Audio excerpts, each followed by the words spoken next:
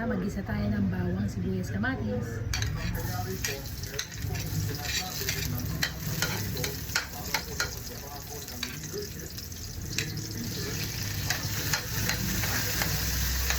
Isa lang natin ito. Isang dali lang. Sunod na po natin ang ating misyon. Again. Lagyan na natin ang pangalawang hugas ng sinay.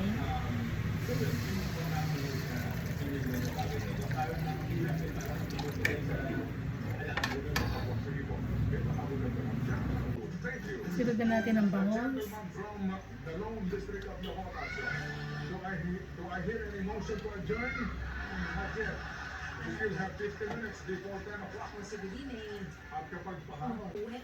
Lagyan na natin ng sampalok. Kung meron naman kayong bunga ng sampalok, mas okay po yun. Pwede rin po yun. Sunod natin ang siling haba at ang mustasa.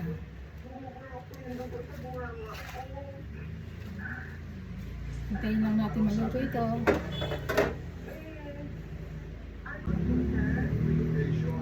Okay, timplahan na lang po ito ng asin kung matabang pa po sa panlasa nyo. And okay na ito, pwede na tayong kumain. Ready to serve na. Ready to serve na. Ang taba ng bangus natin. Kain na tayo. Thank you for watching. Salamat. Kain na tayo guys. Sarap ng sabaw natin. Tiga tayo ng siling labuyo na may patis. Okay, bye. Thank you. God bless.